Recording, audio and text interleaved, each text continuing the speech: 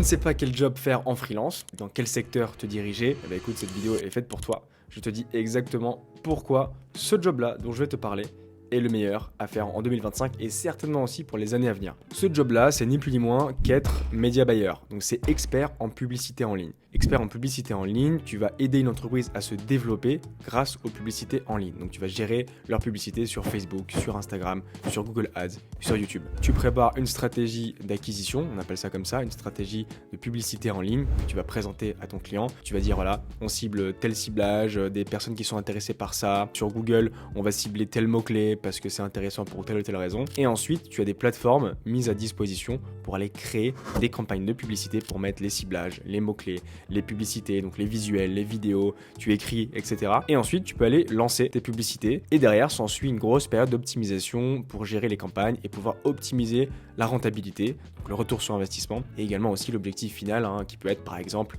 générer des ventes, générer des inscriptions, etc. Alors maintenant, pourquoi ce job-là est selon moi le meilleur? Eh ben écoute, je vais t'expliquer tout ça. Déjà, quelques chiffres. En 2023, 2,5 milliards de dépenses ont été faites sur les publicités en ligne en France. Ces publicités-là ont généré 9,3 milliards de revenus pour les entreprises. Donc déjà, rien qu'avec ces chiffres-là, on sait que c'est colossal et les entreprises ont aussi un bon retour sur investissement. Sache en plus que les dépenses publicitaires augmentent chaque année de 10%. Donc 10% de 2,5 milliards, je te laisse calculer, c'est énorme. Sache aussi que d'un point de vue international, c'est 660 milliards qui sont dépensés en 2023. La France se retrouve 7e sur le marché mondial, ce qui est quand même excellent. Donc ça prouve que la publicité en ligne est un marché qui est déjà colossal et qui est voué encore à se développer dans les années à venir. Et donc avec ces montants, t'imagines bien qu'il y a énormément d'entreprises et qu'il y a évidemment de la place à se faire. Sache aussi une chose, à mon avis tu l'as déjà deviné, mais depuis 2017, les investissements publicitaires en ligne ont dépassé les investissements publicitaires télé. En plus de tous ces chiffres, garde une chose aussi en tête très importante, parce qu'on dit souvent oui, le marché est saturé,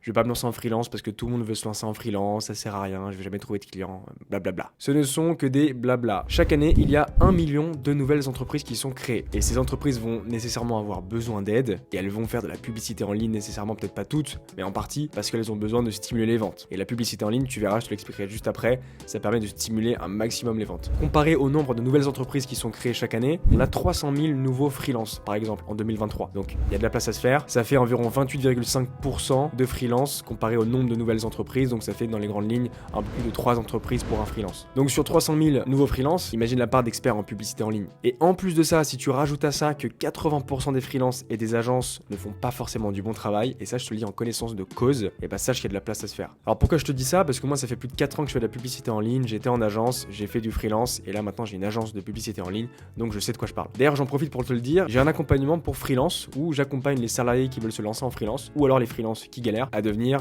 freelance media buyer. Donc si ça t'intéresse, il y a un lien dans la description, tu peux réserver un appel et on peut discuter ensemble tranquillement. Ensuite, pourquoi être média buyer et donc être expert en publicité en ligne, c'est le meilleur job à faire en 2025 et certainement dans les années à venir? C'est notamment parce que tu occupes un rôle clé et majeur pour une entreprise. Pourquoi? Parce que tu vas attirer des clients et tu vas ramener du chiffre d'affaires. Contrairement à d'autres jobs qui ont peut-être moins d'influence ou sont peut-être moins rapides dans l'obtention de nouveaux clients et de chiffre d'affaires pour les entreprises, le media buying, c'est vraiment un canal d'acquisition, comme on dit, un canal de diffusion qui permet d'être très visible pour les entreprises, ce qui est très important, et aussi d'attirer des nouveaux clients en acheteurs, et ça très rapidement. Donc par exemple, si on compare la publicité en ligne face au référencement naturel, donc au SEO, donc ça c'est le classement des résultats qu'on trouve sur Google par exemple quand on tape une recherche, bah ça, ce type de job là, ça met du temps à fonctionner. Il faut écrire, il faut un blog, il faut pas mal d'optimisation pour qu'au bout de 6 mois ça puisse fonctionner. 6 mois pour une entreprise, c'est long. Ensuite, si on compare par exemple le media buying, donc la publicité en ligne face au copywriting, le copywriting c'est être rédacteur pour un site internet, pour une newsletter, pour des posts LinkedIn, etc. Bah, être copywriter, c'est cool, ça marche bien, mais tu n'as pas un rôle clé pour une entreprise. Tu ne vas pas attirer directement des clients et ramener du chiffre d'affaires. Tu vas participer à, mais tu ne vas pas être à la porte d'entrée. Ensuite, si on compare la publicité en ligne face aux social media, ce qui est très courant et très connu chez les freelances. Social media, qu'est-ce que c'est? C'est qu'en fait, tu vas mettre en place une stratégie de contenu sur les réseaux sociaux. Mais comme pour le référencement naturel, comme pour le SEO, eh ben, ça met du temps à fonctionner. Aujourd'hui, avec les algorithmes, il faut poster, il faut tester du contenu et ça met plusieurs mois, voire même peut-être plusieurs années à vraiment fonctionner. Ensuite, par extension, tu vas avoir le community management, Donc community management comparé à la publicité en ligne, bon voilà, c'est incomparable. Community management, tu vas faire des posts, tu vas écrire, tu vas entretenir une communauté, donc tu ne vas pas être là pour générer du chiffre d'affaires, pour attirer des clients. Et puis dernier exemple, si on compare la publicité face au graphisme, le graphisme, tu vas t'occuper d'un branding, d'une image de marque, ça participe à affirmer une certaine image de marque, à avoir une meilleure visibilité, mais tu ne seras pas non plus à la porte d'entrée pour attirer des clients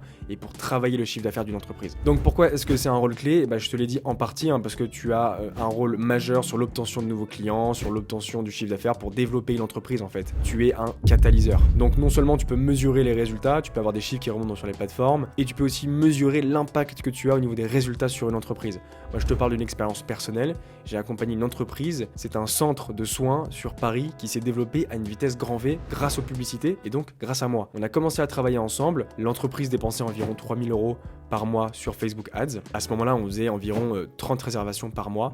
Et 3 mois plus tard, on a augmenté les dépenses environ à 10 000 € par mois et on faisait plus de 100 réservations par mois. Et ensuite, 6 mois plus tard, je me rappelle même plus du nombre de réservations qu'on faisait, mais je me rappelle du chiffre qu'on dépensait par mois. C'était environ 40 000 € de dépenses par mois sur les publicités. Et donc évidemment, l'entreprise s'est développée et donc moi j'ai aussi pu augmenter mes tarifs, logiquement, parce qu'il y a plus de travail. Donc c'est une compétence qui est facile à vendre puisqu'il y a de la demande et parce que ça permet à une entreprise de se développer assez rapidement quand ça marche bien. Maintenant, passons sur le point de vue personnel, le point de vue style de vie. Parce que c'est bien beau de faire du chiffre d'affaires, d'aider les entreprises à se développer, mais qu'est-ce qu'il en est pour nous? Alors moi du coup, ce que j'aime bien avec la publicité en ligne, c'est que tu peux le faire en mode asynchrone. Ça veut dire que tu n'es pas obligé d'être sur place ou de travailler aux horaires français. Tu peux travailler et voyager en même temps. Ce qui est également intéressant d'un point de vue personnel, c'est qu'en fait tu mets très souvent en place des forfaits. Donc c'est-à-dire qu'une entreprise va chercher un media buyer, un expert en publicité en ligne, sur le long terme.